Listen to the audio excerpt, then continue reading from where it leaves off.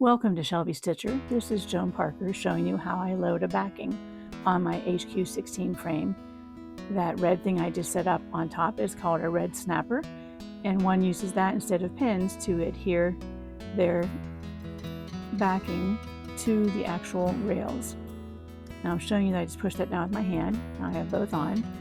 I'm winding it up, and as I go I'm smoothing out from side to side all the extra and anything that's making a little ripple in there.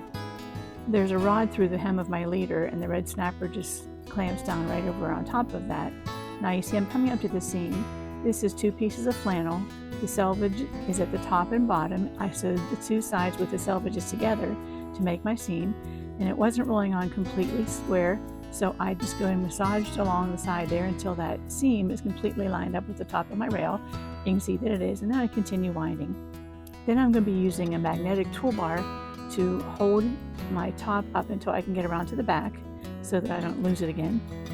And you need to make sure your leader is in the right direction and in the right placement for your particular machine. I'm sliding my machine down over the quilt back all the way down to the other end of the frame, and then you'll see me getting my leader in the right position. Mine has to go up and over and then under the bar on the bottom so that it's in the right place. I'm going to use that magnetic bar again to hold it in place, and then I'm pulling it up so that when I drop it down it will be in the right location.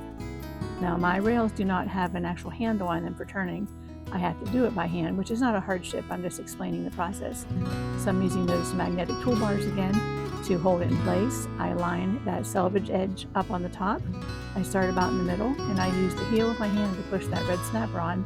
The whole time I'm looking and making sure it's got an even amount of fabric showing on the other side of that red snapper. This is a very fast process, not as fast as I'm showing you in the video, but you know what I mean. This takes so much less time than using pins. So I'm taking that toolbar off in just a moment, and I'm putting it way down at the end of my frame, and I'm going to come down and do the same thing on the other side because they have a very strong magnet in them, and it would not be hard at all to pinch your finger in there and get a big cut. So I'm showing that I'm just looking by eye, and it does look like it's on evenly. Now I'm putting on my bar that goes on the end. Then I'm attaching my clamps onto the side of my handy quilter, and I'm just about finished loading this quilt top.